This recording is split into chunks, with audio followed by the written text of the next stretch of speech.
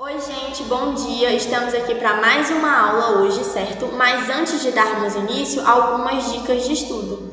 A primeira é que vocês busquem um lugar sossegado e silencioso da casa de vocês, para que vocês possam se concentrar e ter um bom rendimento.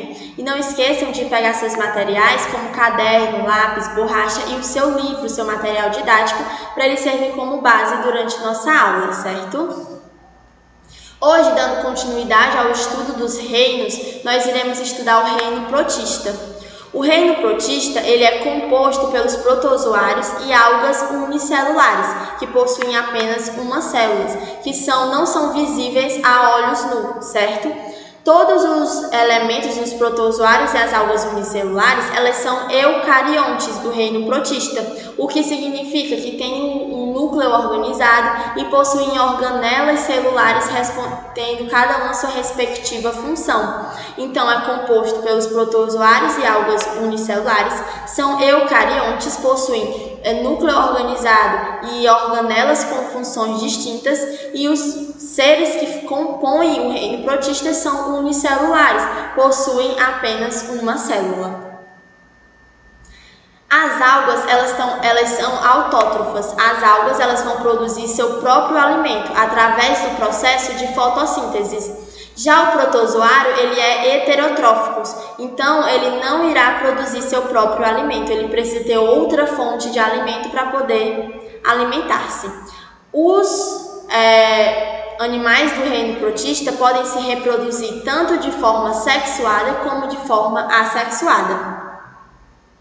De forma sexuada, a gente tem o nosso elemento, eu trouxe uma imagem, a gente tem a nossa célula, o nosso protozoário, que vai dividir o seu material genético e vai se dividir em duas novas células idênticas.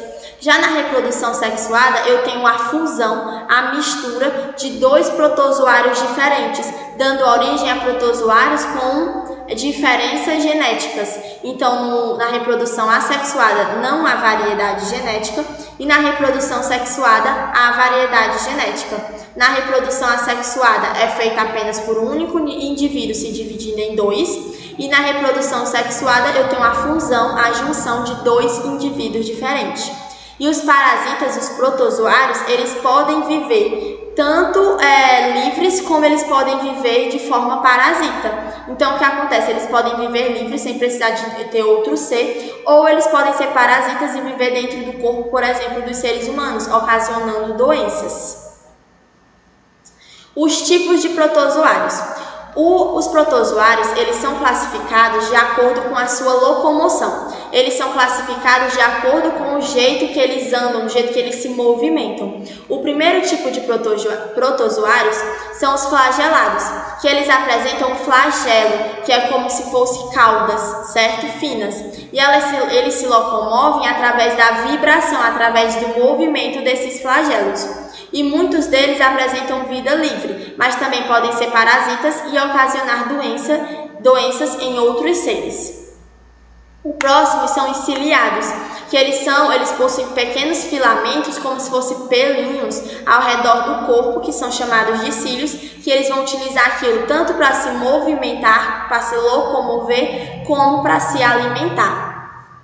O próximo tipo são os esporozoáticos, que eles são parasitas e eles não se locomovem, certo? Aí uma imagem representativa.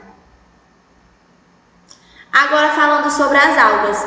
As algas, elas estão ligadas ao equilíbrio ecológico. As algas unicelulares, elas são responsáveis por liberar grandes quantidades de oxigênio para a atmosfera através da fotossíntese. Então, elas auxiliam na vida de vários outros seres que utilizam o oxigênio na sua respiração para sobreviver. Além que as algas também são fonte de alimentos de outros animais, seja de forma direta ou indireta. Como assim? Alguns animais, para sobreviver, se alimentam diretamente da alga, ou outros animais se alimentam desses animais que se alimentam da alga.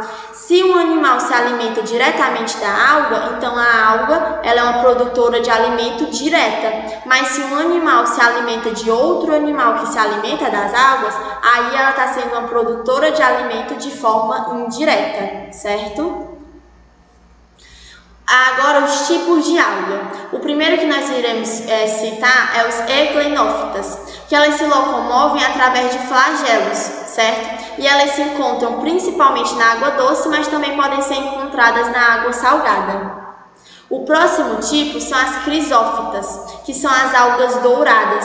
Elas podem ser encontradas tanto na água doce ou na água salgada, certo? E o corpo delas é protegido por uma carapaça, como se fosse ali uma superfície mais rígida que protege o corpo deles.